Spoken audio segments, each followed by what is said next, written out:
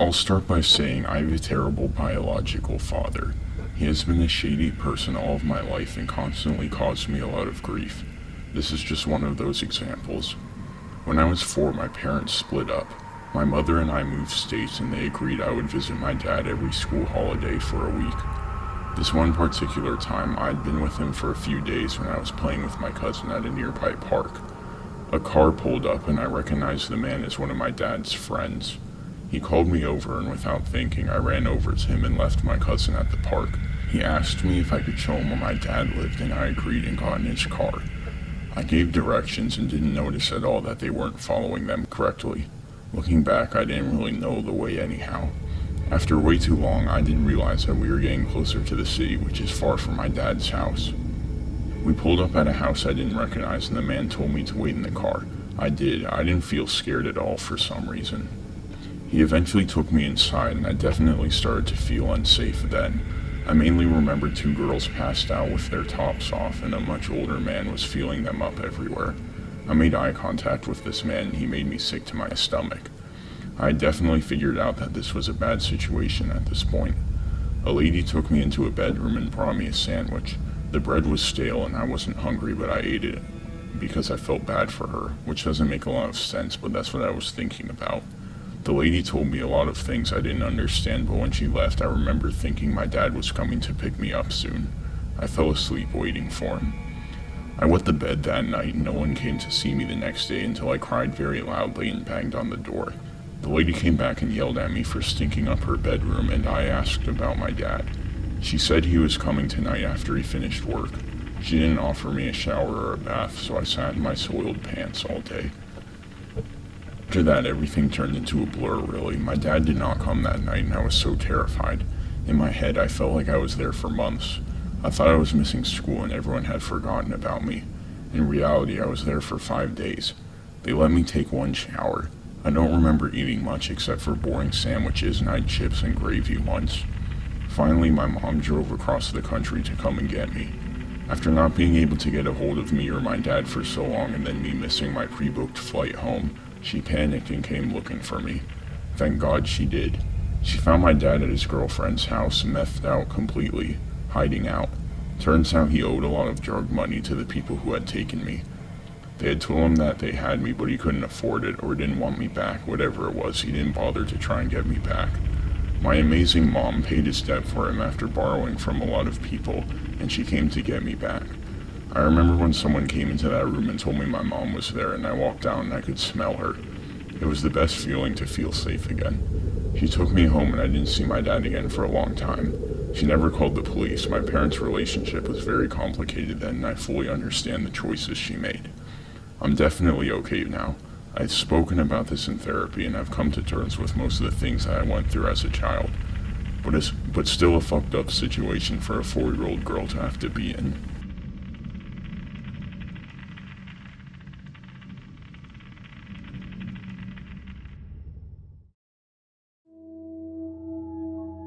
This event took place quite a few years ago, so unfortunately I don't remember everything that happened, but I remember nearly all of it. Anyways, this happened when I was around 4 to 5 years old and on Easter Sunday. My family always gathers at my grandmother's house to celebrate holidays, birthdays, etc. So as we do every holiday, my mother and I started our hour-long trip to her house. My mother prefers to live away from all the city commotion, which explains the long drive. We were probably around 20 minutes away from our destination when my mom noticed that we were a little low on gas, so we pulled into this old, almost rustic-looking gas station with just a handful of customers inside. It was red and white with a few festive decorations outside and lots of Easter stickers on the 2 large glass windows that were on either side of the door.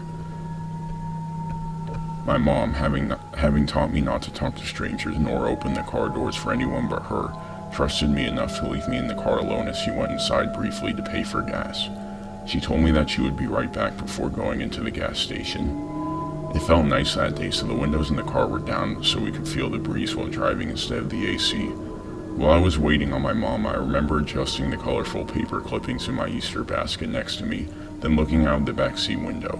When I looked over, I saw a tall, older man, maybe around 30 or 40 years old, approaching my window. He crouched down slightly and looked at me. "Hi there, what's your name?" I remember him saying. At this moment, I remembered that I wasn't supposed to talk to strangers, so I told the man that my mom says I shouldn't speak to strangers. He then replied with, "Well, we can be friends then. My name's Charlie, and now that you know, I guess I'm not a stranger, huh?" At the time, I thought that he was right. In my mind, I thought, since a stranger is someone you don't know, this man wasn't a stranger anymore because I knew his name. The man and I had a short conversation that I don't quite remember. All I remember is him telling me that I had a nice Easter basket. At this point, I started to get a sick feeling in my stomach, but being a child, of course, I didn't know why. My mom then walked out of the gas station and noticed the man immediately and began approaching the car quickly, asking the man what he thinks he's doing.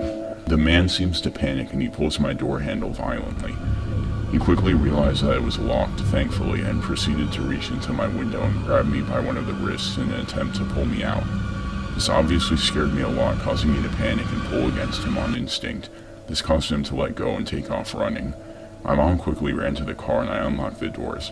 She grabbed me and pulled me into an almost painful bear hug, then inspected me closely, repeatedly asking if I was okay.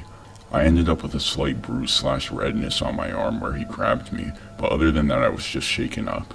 The reality of what had just happened set in at this moment. I remember just crying and holding on to my mom right after I said I was okay. I don't remember anything after this point, but I recently asked my mom about it and she said that she called the police immediately after. To this day, my mom still says that this was the most frightening moment of her life, and claims that if she had gone there any later and came back to an empty car, she wouldn't have been able to live with herself.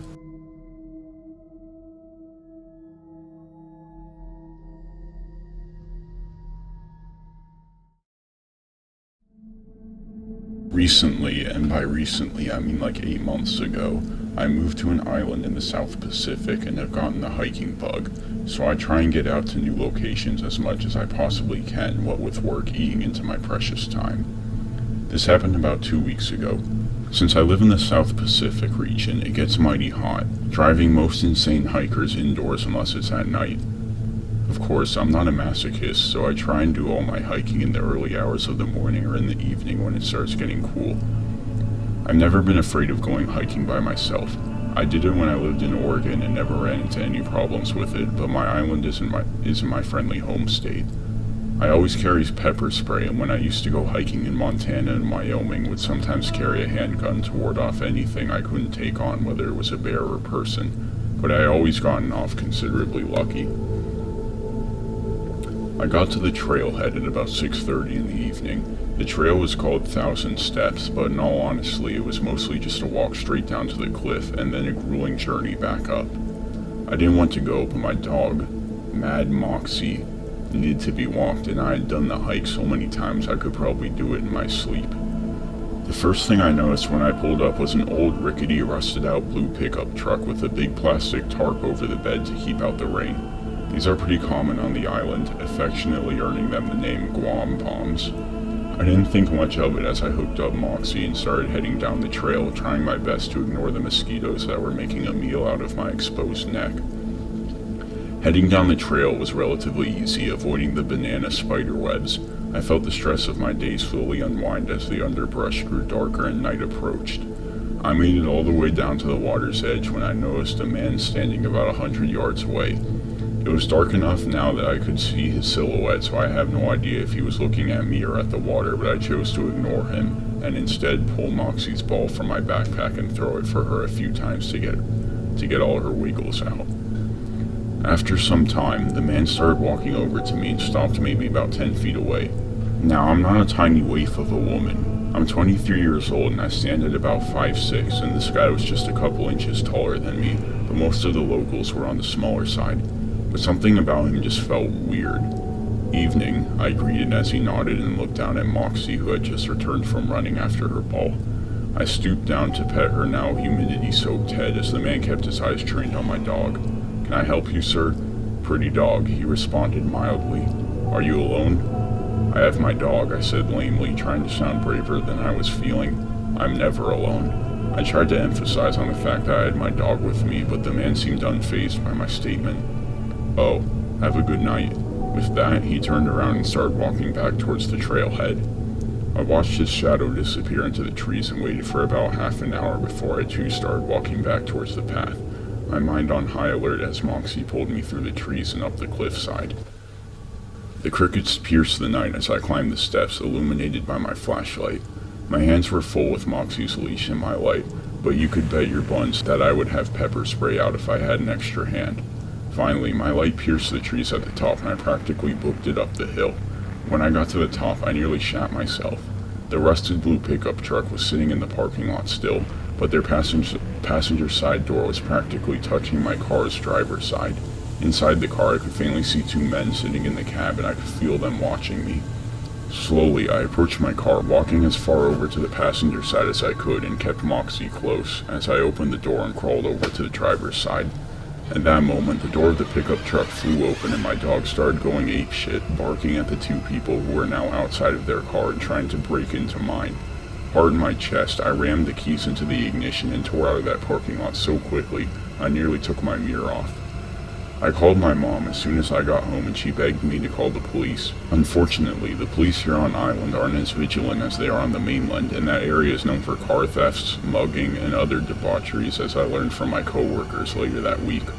Earlier this month, another girl actually disappeared from that area without a trace, and it makes me wonder if the men in the blue pickup truck didn't have something to do with it. If I hadn't had Moxie with me, would I have been mugged or worse? If I learned anything from this experience, it's that for my lady hikers, please always take pepper spray with you, go hiking in groups, and always let someone know where you're going. It might save your life someday.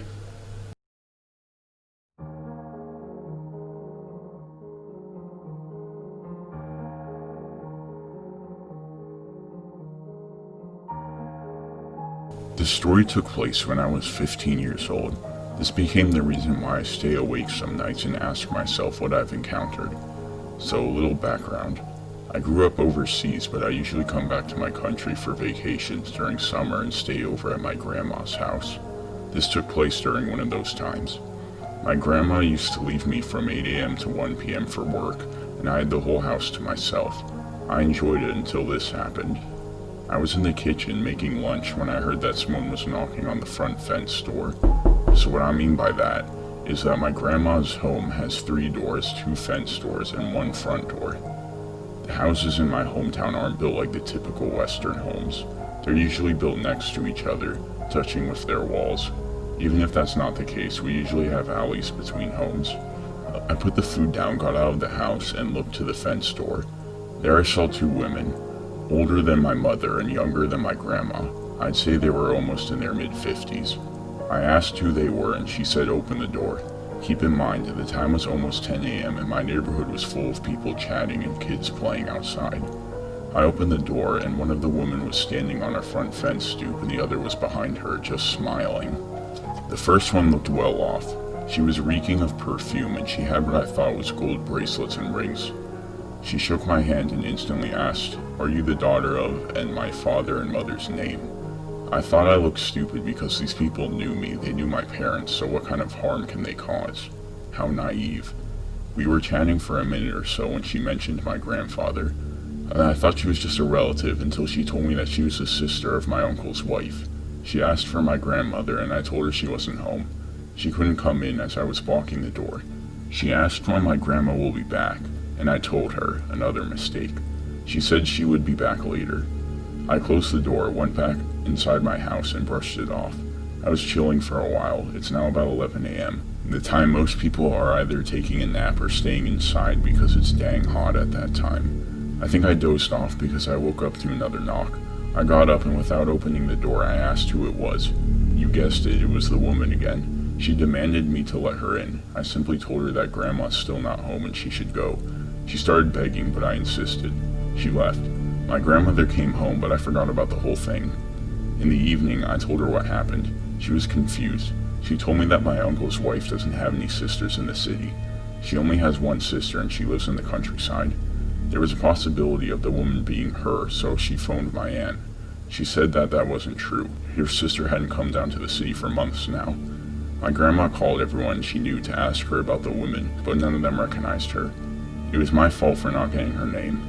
But what I know is these women didn't mean well and they were probably planning something else.